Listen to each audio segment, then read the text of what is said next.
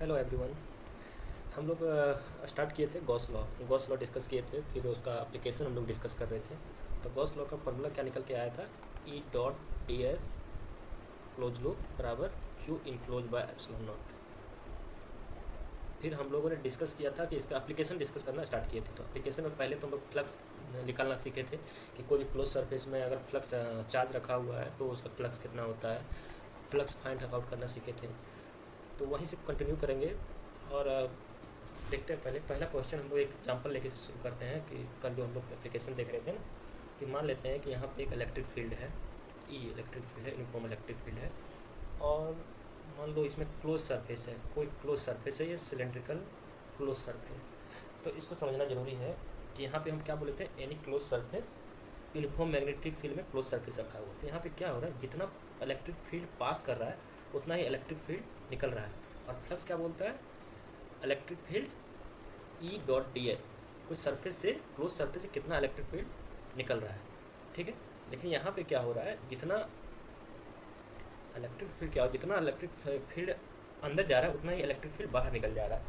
तो क्या होगा, यहाँ पे फ्लक्स जीरो होता है। ये कॉन्सेप्ट आप लोग ना, तो यहाँ पे लिख देंगे any close surface placed in uniform electric field, वहाँ पे क्या होता है, फ्लक्स बराबर जीरो। एक पॉइंट याद रखना, क्योंकि डायरेक्ट मल्टीपल चॉइस क्वेश्चन में कोई तरह का फ्लक्स सरफेस हो सकता है, क्लोज सरफेस है, जितना इलेक्ट्रिक फील्ड अंदर जा रहा है उतना ही बाहर है। और फ्लक्स के लिए क्या होता है, जितना electric field actually electric field बाहर होना चाहिए, कितना इलेक्ट्रिक फील्ड बाहर निकल रहा है क्लोज सरफेस से, वो फ्लक्स कहलाता है।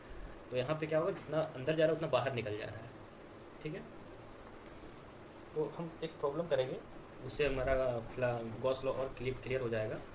एक्चुअली प्रॉब्लम से ही तुम्हारा क्लियर होगा गॉस लॉ है क्या, कि जितना ज़्यादा प्रॉब्लम सॉल्व करोगे। तो पहले तो हम एक प्रॉब्लम से स्टार्ट करते हैं।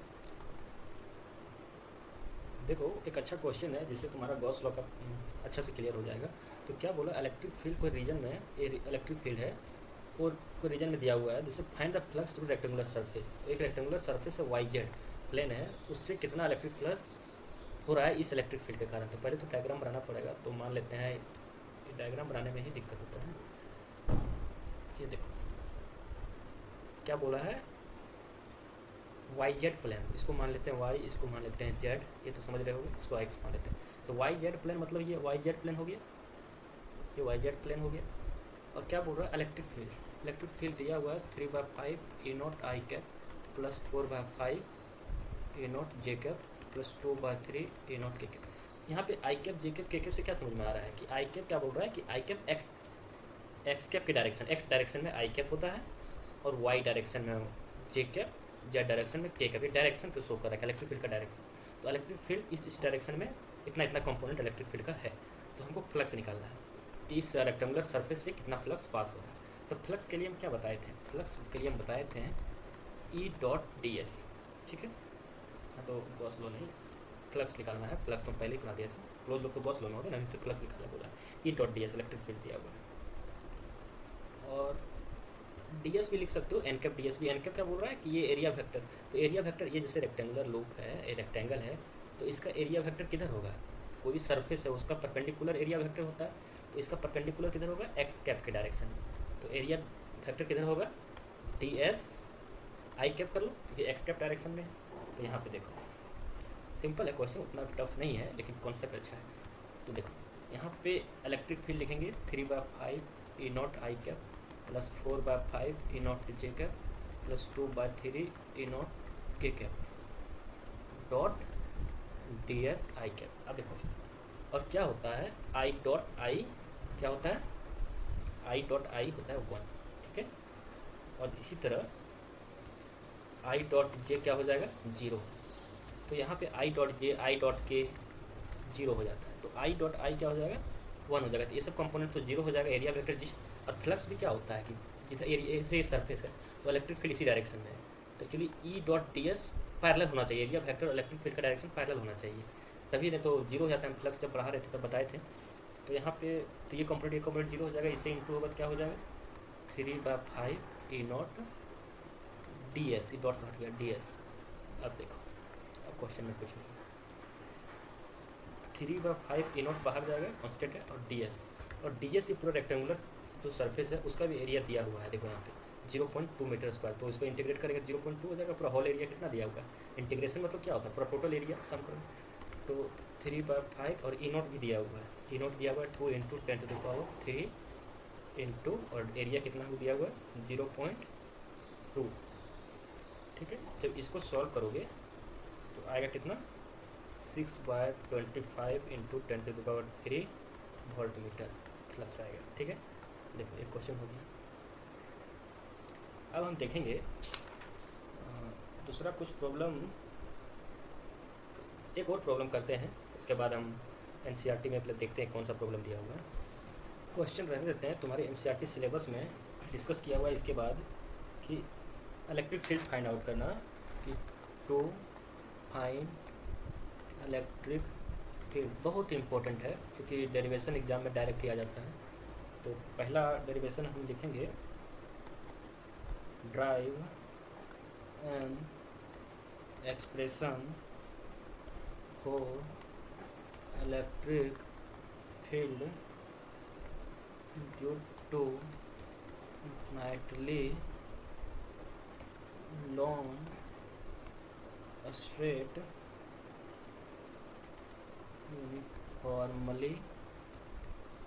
Uniformly charge wire. इसको हम लोग को यूजिंग गॉस लॉ, यही है, ये डायरेक्ट एग्जाम में पूछ लेता है 5 नंबर में कि एक्सप्रेशन ड्राइव करना है हमको गॉस लॉ से, इलेक्ट्रिक फील्ड फाइंड आउट करना है। एक इन्फिनिटली लॉन्ग वायर है, क्या है, एक इन्फिनाइट लॉन्ग वायर है, इन्फिनाइट लॉन्ग वायर है, इन्फिनाइटली है। इसके कारण इलेक्ट्रिक फील्ड फाइंड आउट करना है। तो गॉस लॉ क्या कहता है कि इलेक्ट्रिक फील्ड फाइंड आउट करने के लिए हमको तो क्लोज सरफेस बनाना पड़ेगा, E.ds बराबर Q enclose by epsilon not. ठीक है, और ये जो वायर है यूनिफॉर्मली चार्ज है, क्या है, यूनिफॉर्मली चार्ज। यूनिफॉर्मली चार्ज है तो इसका चार्ज डेंसिटी कितना है, लैम्डा। तो इसको इलेक्ट्रिक फील्ड हम क्या बोले थे, जब भी इलेक्ट्रिक फील्ड निकालना है गॉस लॉ से तो पहले तो क्लोज सरफेस सिमेट्रिक सरफेस मानना पड़ेगा। तो इसका क्लोज सरफेस बनाने के लिए क्या कंसीडर कर सकते हो, देखो यहाँ पे हम एक सिलेंडर कंसीडर करते हैं जो क्लोज हो। ये देखो एक सिलेंडर हम कंसीडर किए हैं जो इस वायर को क्या कर रहा है, ये वायर को क्लोज कर रहा है। ठीक है, तो इस वायर में लीनियर चार्ज डेंसिटी लैम्डा है। लैम्डा क्या होता है, linear charge density, linear charge density मतलब चार्ज पर यूनिट लेंथ। ठीक है, ये इन्फिनाइट वायर है तो हम छोटा सा वायर का ही लेके कर रहे हैं। ठीक है, तो देखो समझो यहाँ पे क्या हो रहा है, लीनियर चार्ज डेंसिटी और चार्ज डेंसिटी ये लीनियरली है। तो इलेक्ट्रिक फील्ड क्या होता है, इसका परपेंडिकुलर है इलेक्ट्रिक फील्ड। ठीक है, और ये जो सरफेस है इसका एरिया वेक्टर क्या बोलेंगे, परपेंडिकुलर सरफेस का एरिया वेक्टर जो होता है उसका परपेंडिकुलर होता है, तो एन कैप। सिमिलरली ये जो क्लोज किए हैं यहाँ पे देखो, यहाँ भी इलेक्ट्रिक फील्ड इधर ही है, लेकिन ये जो क्लोज सरफेस है इधर इस डायरेक्शन में, इसका ये भी क्लोज है, ये भी क्लोज है, तो इसका परपेंडिकुलर क्या है, एरिया वेक्टर एन कैप इधर। इसी तरह ये इलेक्ट्रिक फील्ड तो हर जगह लीनियर चार्ज डेंसिटी के कारण इधर ही रहेगा। सिलेंडर है तो इलेक्ट्रिक फील्ड हमेशा उसके सिलेंडर के चारों ओर परपेंडिकुलर है। ठीक है, तो और इसके ऊपर एरिया वेक्टर होगा एन कैप। जब हमको निकालना है गॉस लॉ से इलेक्ट्रिक फील्ड। ठीक है, और एक चीज़ ध्यान रखना, हम बताए नहीं थे कि जिस पॉइंट पे हमको इलेक्ट्रिक फील्ड फाइंड आउट करना है, यहाँ पे क्या बोला है, इलेक्ट्रिक फील्ड ड्राइव इसमें electric field between infinitely long straight wire, long straight wire के कारण इलेक्ट्रिक फील्ड इस पी पॉइंट पे निकाला है। मान लो ये पी पॉइंट, जिस पॉइंट पे हमको इलेक्ट्रिक फील्ड निकालना है उस पॉइंट से ही गॉसियन सरफेस बनाना है, उस पॉइंट पे गॉसियन सरफेस लाई करना चाहिए। ठीक है, तो यहाँ पे देखो लाई कर रहा है और इसका डिस्टेंस कितना मान लेते हैं, कुछ मान लो आर मान लेते हैं। ओके, अब देखो अब समझ में आएगा। अब E.ds बराबर Q enclose by epsilon naught और लैम्डा बराबर हम क्या बताएं, dq बाय dl। तो dq बराबर कितना हो जाएगा, लैम्डा dl। और इसको इंटीग्रेट कर देंगे तो पूरा होल वायर का चार्ज आ जाएगा। टोटल वायर में कितना चार्ज है, अभी ये जो चार्ज है एक छोटा सा टुकड़ा का चार्ज निकला कि dq लेके हम किए dq बाय dl। तो इसको जब इंटीग्रेट करेंगे तो मेरा चार्ज जो है पूरा स्ट्रेट वायर है उस पर कितना चार्ज आ जाएगा, लैम्डा इंटू ये वायर का लेंथ लैम्डा इंटू एल मान लो, एच मान लो, एल मान लेते हैं, इसका हाइट अभी गॉसियन सरफेस लेके किए तो एच हाइट का लिए हैं, कंसिडर किए हैं मान लो, तो एच हो गया, एच नहीं एल मान लो, यहाँ पे एल लिए हैं। ये देखो अब क्या करना है, 3 सरफेस हो रहा है यहाँ पे, कितना गॉसियन सरफेस, 3 सरफेस है, 1 2 3, एक इधर जा रहा है, एक इधर जा रहा है इलेक्ट्रिक फील्ड, इधर इलेक्ट्रिक फील्ड जा रहा है, एन कैप एरिया वेक्टर, एक इधर एरिया वेक्टर, इधर एरिया वेक्टर, 3 है, तो यहाँ पे 3 कंसिडर करना पड़ेगा। देखो कैसे करते हैं यहाँ पे, तो पहला इसको कंसिडर करें, सरफेस का नेम कर देते हैं, समझने में आसानी होगा। इसको मान लो S1, इसको मान लो S2, इसको मान लो S3, ठीक है। तो S1, इसको S1 E dot N cap D S plus S2 E dot N cap D S plus S3 E dot N cap D S बराबर कितना है, Q इंक्लोज कितना है, lambda L by epsilon naught. अब simple है, अब देखो यहाँ पे सरफेस वन में क्या है, इलेक्ट्रिक फील्ड और एरिया वेक्टर, देखो इलेक्ट्रिक फील्ड और एरिया वेक्टर दोनों पैरेलल है, तो जब पैरेलल है तो ई डी एस हो जाएगा, एन कैप तो हट जाएगा, क्योंकि ये भी परपेंडिकुलर है, ये भी परपेंडिकुलर है, दोनों एक दूसरे के पैरेलल है, तो ये तो वैल्यू एग्जिस्ट करेगा। लेकिन यहाँ पे देखो E dot N cap D S, देखो एक स्टेप और बढ़ा देते हैं तो समझ में आएगा, इस तरह तुम लोग को दिक्कत हो सकता है। S1 डॉट हटा देते हैं, E dot E D S cos theta मान लेते हैं, यहाँ पे S2 ई डॉट हटा देते हैं, E D S cos theta, यहाँ पे S3 E D S cos theta lambda L by epsilon naught. अब देखो यहाँ पे पहला सरफेस में हम क्या दिखाए थे, इधर था पहले स्क्वायर में इलेक्ट्रिक फील्ड एन कैप, दोनों के बीच एंगल कितना है, 0 डिग्री, ये भी इसी डायरेक्शन में, यही डायरेक्शन, ये कॉस 0 1 होता है, ई डी एस प्लस यहाँ पे देखो, यहाँ पे इलेक्ट्रिक फील्ड ऐसे था ना, ये एन कैप, इधर इलेक्ट्रिक फील्ड 90 डिग्री, कॉस 90 क्या होता है, 0 हो जाएगा, ये भी कॉस 90 0 हो जाएगा, बराबर lambda L by epsilon not, ठीक है। अब सरफेस एरिया सिलेंडर का सरफेस एरिया, ये सरफेस एरिया होता है सिलेंडर का, ये वाला पार्ट जो है ये सरफेस एरिया, तो सिलेंडर का सरफेस एरिया कितना होता है, 2 पाई आर एच बराबर lambda L by epsilon not, ठीक है।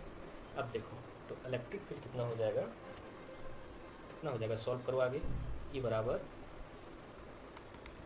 लैम्डा, यहाँ पे देखो यहाँ पे एल लिए हैं हाइट, तो यहाँ पे इसका हाइट एल लिया, एच नहीं लिया, तो यहाँ एल मान लो, तो lambda L by 2 pi epsilon naught और कितना है आर एल,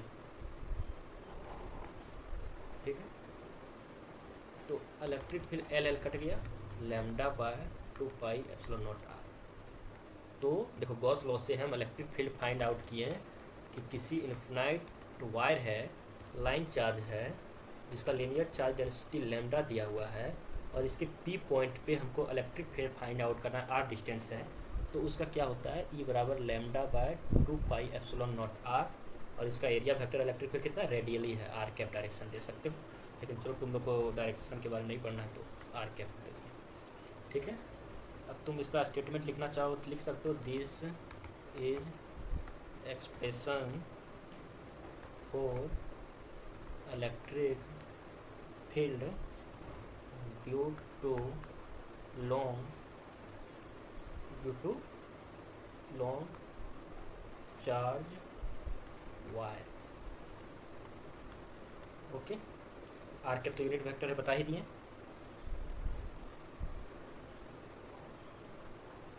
और अगर यहाँ पे चार्ज जो है पॉजिटिव है और ये चार्ज अगर नेगेटिव रहता, अगर ये चार्ज नेगेटिव होता तो इलेक्ट्रिक फील्ड किधर हो जाता, इनवर्ड हो जाता, ये डायरेक्शन आर कैप है तो माइनस आर कैप का डायरेक्शन में है, ठीक है। लैम्डा जो चार्ज है वो अगर नेगेटिव होता, linear charge density lambda negative होता, if charge is negative in long wire, तो इलेक्ट्रिक फील्ड कितना हो जाएगा, lambda by 2 pi epsilon naught, opposite direction में माइनस आर कैप में हो जाएगा, आर कैप डायरेक्शन को शो कर रहा है सिर्फ, ठीक है। अब नेक्स्ट क्लास में हम देखेंगे कोई seat informally charge infinite seat के कारण कितना इलेक्ट्रिक फील्ड निकलता है, ठीक है। तो आज हम यही देख सकते हैं, कुछ क्वेश्चन भी करवाना था लेकिन ये थोड़ा हाई हो जाएगा, तो हम देखेंगे आसान क्वेश्चन, ठीक है। तो आज आज के लिए इतना ही। Thank you. चैनल को सब्सक्राइब जरूर करें।